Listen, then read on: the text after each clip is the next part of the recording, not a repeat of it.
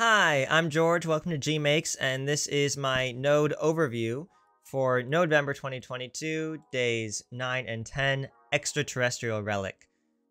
So you can see the render up in here. It's this nice little animated thingy, prism. I don't know, maybe it's like a old power source. I don't know, it's a relic. It's lost to time, even though it's extraterrestrial. It's still ancient. Yeah, let's just go over this little thing. Again, this is not a tutorial per se on anything. It's just an overview of how the node tree, essentially this big old thing right here that got me this animation and this render. This one's really fun for the texturing. The actual stuff for a lot of the modeling's not too complex. Just kind of booleans and stuff, but let's go over it. So, again, all geometry nodes, all node based, so no modifiers or anything like that. So we start pretty quickly. We'll start, where's my main one? So we just have this cylinder right here. That's where we go. And that's just the main body of this. So if we just look at that cylinder, there we go. We got a wonderful cylinder. And then basically we have a couple things cutting booleans into this. We use a lot of the boolean mesh. So first things first is we have this boolean circle, which if we look at it, it looks like that because it's a cylinder that is triangulated and dual meshed. So like we can see the wireframe looks all funky. Triangulated and dual meshed. Here, I'm actually going to quickly hide that so we can just see better. I just hid the camera. And then we have a noise texture and a subtract so that the position doesn't move into a set position and then just transform to get it where I wanted. And that is going into a mesh boolean right here to get that cutout from the original cylinder. Another boolean we have is on this corner, which is this boolean corner I have right here. And that's just a simple cube, again, subdivided, triangulated, dual meshed, set position, noise texture, subtract, transform to where I get to want into this mesh boolean, self-intersection, hold tolerant. It's a difference one, so I have one mesh, I'm taking things out of it. And we get this kind of like broken corner, and we have this weird like broken inset plug thing, maybe? Who knows? It's a relic.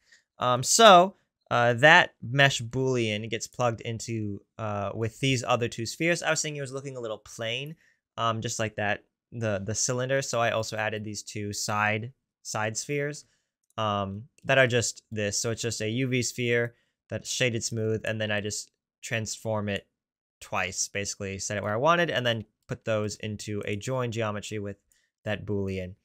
So that's the basics. This boolean corner also is going into another boolean where I'm actually getting the intersecting edges. So that's actually that little bit. And this we'll get into a little bit more later. I do this a couple of different places, but this was just for texturing because if we go just a set material here, you see it was all this fun, funky texture, which we'll get to. But I wanted something a little different. So I basically wanted those bits that were like broken off to be a different shade. I wanted them to be a different material. So I just had the mesh boolean to get these this union of those two objects. Again, the corner and my main cylinder or triangle prism thing. And then I just took that mesh, so this thing right here. I extruded it. I set the material to black. I also was like, hey, I can get a little funky with it. So I also basically pulled that down to a mesh to curve, set the radius, turn it back into a mesh, and set the material so we got this glowing bit. So when those are combined, we get this like glowing edges, broken, weird energy thing. And that combines back with this main with this main cube to get us this edge right here, which looks pretty fun. And speaking of fun, we got this little like wire, which is all the way up here. So this wire is pretty straightforward. It's just a line that is resampled and noise again with set position. So we get this fun bit that looks all wiry. And then we trim it to get the length I wanted. You can also animate that, I suppose.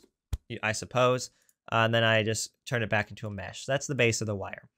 But then I wanted to get the little points on it. And this isn't the best way to do this. I don't know why I didn't think of the simpler version, which is just to get like the actual wire poking at the end of the like rubber or plastic cover. You could just duplicate your wire setup and just do this trim curve less, just like set that less. and then do a whole mesh thing. Instead, I instanced on the point. I instanced a another wire at the end. I guess it's nice because you can kind of modify how that looks then. Not the best thing, I would say. Not the easiest way to do that. But yeah, that's what goes through. So I basically instance this wire on a point, and then I like resample. I do a whole bunch of stuff. This is not the most conducive way to do it, but for some reason it's what my brain came up with. But I do have it animated, so if we just go to this wire, you can see the wire is moving slightly over the course of the frames. I have this pretty short right now just to save time. But it is animated, and I like that. So as like the whole animation happens, the wire also wiggles a bit, so it kind of looks like it's reacting with some of the physics. Helps out the wire to be pretty stiff, but it just adds that nice little texture and that little movement to it. So again, that all joins together with the main body of the cube. Right here on the corner to be like a wire sticking out. You could also duplicate those and get several wires. But moving forward, we now have a wire grid, and that is over here. So I was liking this, but again, like I did for this corner, I was like, this inset seems a little plain. Like if it's broken, there should be something in there that we see. So that's where we get this wire grid from. So this is just a grid that's been transformed, subdivided, triangulate, dual mesh, all that fun stuff, subdivided. And then I turn it into a mesh, and then I trim some of those curves so that they look kind of broken and weird and fun. And then I just turn that into a mesh again, and I set the material to this glow one. And then I also have just the background of it, which is just the grid again with this material, the inner material, and then that just joins up. And that's just set inside that little circle bit right there. I just kind of moved it around so until I got the look that I wanted. So that's pretty straightforward. You can also animate that a little more if you wanted and whatnot. I actually do have a little bit of animation. So this divide, this random value seed, here, if we actually just look at this, you'll see it kind of jumps through because I have a frame divided to make it slower, set into the seed of the random value for the endpoint of the trim curve. So that way you get a little more motion, and it looks like blinking lights or something inside the relic. But then I join that all together. And then I did keyframe animate some of this rotation just along the the Y and Z axis, just because I didn't want to deal with having to figure that out with geometry nodes. You really definitely can. You just use like a separate X, Y, and Z, all that fun stuff. But I was like, this is easy, quick, just 360, 360, especially since I wanted to loop perfectly. So I was like, that's just the fastest way to do that. And then I have that joined up with a background, which is just I wanted something in the background of the camera that wasn't just the world. And then yeah, that's it. So that's basically it. Nothing too fancy there. The main fun bit of this one, oh, I guess I missed these little bits up here. These little piston bits are down here, right here. Wait, where'd they go? They're right here. I call them pistons. So if we look at those, and you can watch them, they animate like up and down, kind of fun. So, and also when I did my animation for rotating, this doesn't loop perfectly, so I made sure when it like resets, it's turned away from camera, so you don't see these like jitter like they do when they're resetting their animation. But they're just a cylinder transformed up to where I wanted them, and then I just distribute points on the bottom face of that cylinder, and then I just put more cylinders there. So the instance on points, I did cylinders again, triangles. You could mess around with these and everything to make them like not intersect, but I was like, no one really sees them. They're a clump there anyway. And you can also mess with the rotation, but I like them all kind of the same way, just kind of look nice. And then again, I have a frames going into a divide to slow it down. And then a noise textures is controlling how those the C, the W effect on this 4D noise texture is controlling how those pistons move up and down. And it's just on the Z axis. But yeah, so that's it. That is the full thing. It's gonna be a little slow when I rotate it, but it rotates nice and fun. You've seen the render. So let's get to the actual materials, because that's the fun bit of all this, especially this. I'm really happy with this weird material that's on the main body of the thing. So if we look at that, and we're gonna go to, you can see all my materials here. It's under relic, I think body cool. So I did one that was red and I didn't really like it. I like this more blue one. Yes, so this is it. And I guess I can also check here. You can see over here, it's called relic body cool. Yes. So here we go. This is our material to get this look. And so basically what this is, I mean, base of it, we have a principled BSDF, which is now going to take a while to load. There we go. A principled BSDF, and it gives us all these little ridges and stuff. And how we do that is mostly through this bump texture down here.